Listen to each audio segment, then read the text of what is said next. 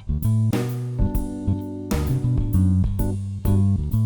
semuanya, kembali lagi jumpa dengan saya Margaret dalam acara Pintar 10 menit persembahan dari Kita Cerdas. Kali ini merupakan suatu kehormatan untuk saya sedang bersama dengan Dokter Muda Damar. Yuk kita kenal aja langsung dengan Sis Damar. Hai Sis Damar, apa kabar? Kabar baik Sis Margaret, apa kabar juga? Puji Tuhan, kabar baik meskipun di tengah isu virus corona ini. Nah, mungkin kita kenalan dulu ya dengan Sis Damar. Bisa nggak diceritakan dikit? Sis Damar ini berasal dari mana, sekarang kegiatannya apa, dan bagaimana bisa tertarik untuk membuat video edukasi lewat YouTube? Perkenalkan, nama saya Damar Susila Radea, biasanya dipanggil Damar.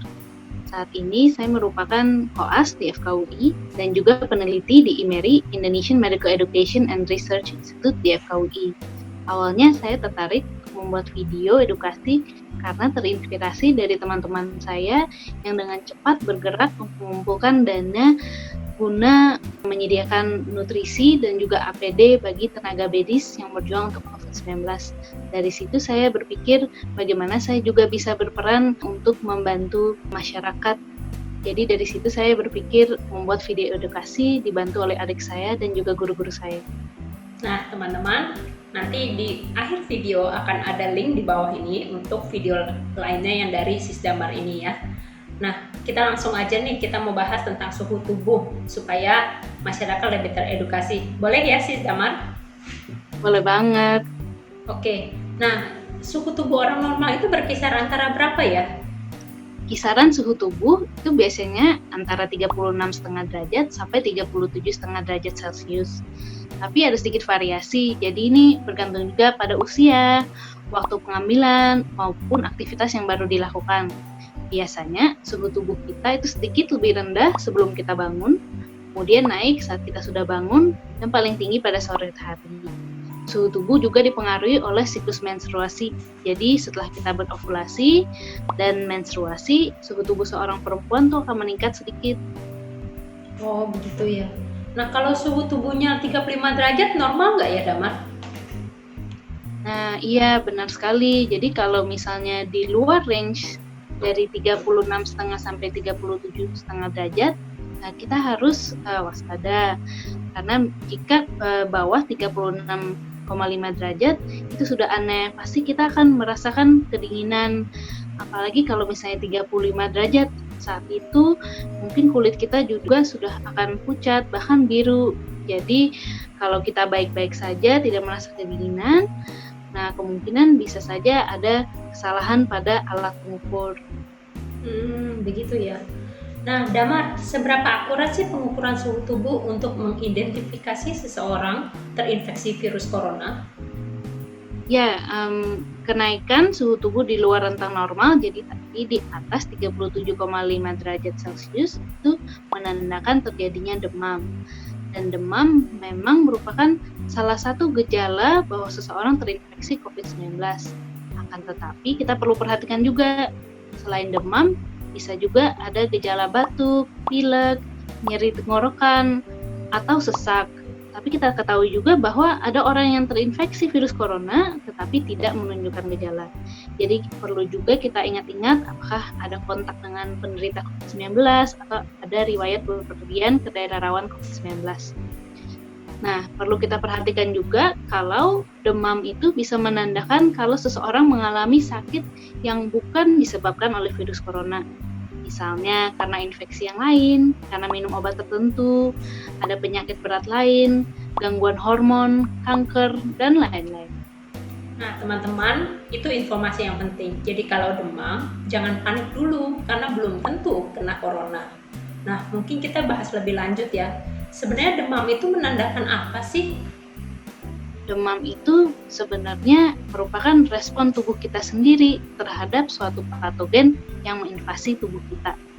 Demam itu merupakan gejala bahwa tubuh kita sedang melawan infeksi karena dikeluarkannya berbagai zat yang meningkatkan suhu tubuh.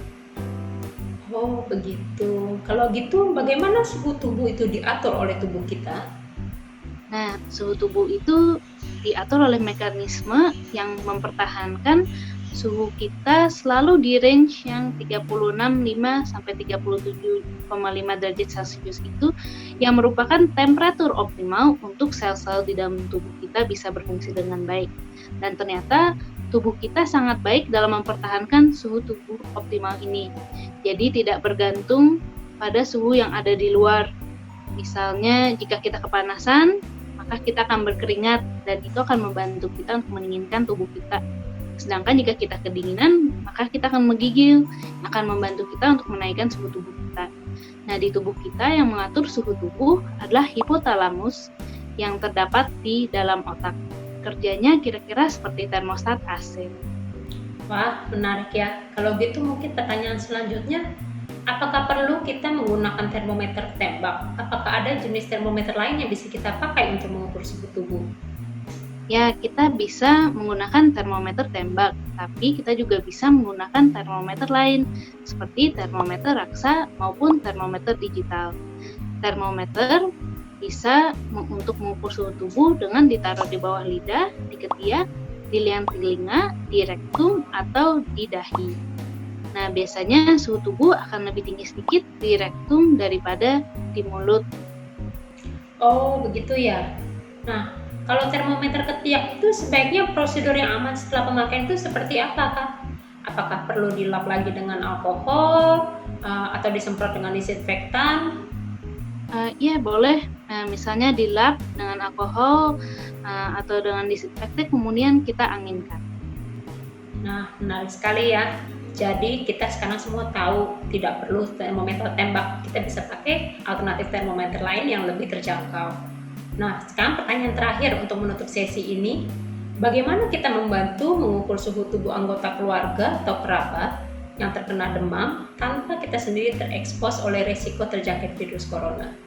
Kalau gejala seseorang masih ringan, sehingga disarankan oleh dokter untuk dirawat di rumah dan mengisolasi diri, maka salah satu caranya bahwa anggota keluarga kita ini bisa mengukur suhu tubuhnya sendiri dan mencatatnya. Nah, terima kasih untuk penjelasannya nih Sis Damar. Senang bisa berbincang dengan Anda dan kita bisa bersama-sama mengedukasi masyarakat Indonesia. Sama-sama Sis Margaret. Ya. Nah, teman-teman, supaya tidak ketinggalan tips menarik lainnya dari serial Pintar 10 Menit, jangan lupa untuk klik like, lalu tekan tombol subscribe di bawah video ini. Jangan lupa juga ajak keluarga, kerabat, dan teman-teman untuk follow account ini. Yuk kita bersama-sama menjadi masyarakat cerdas.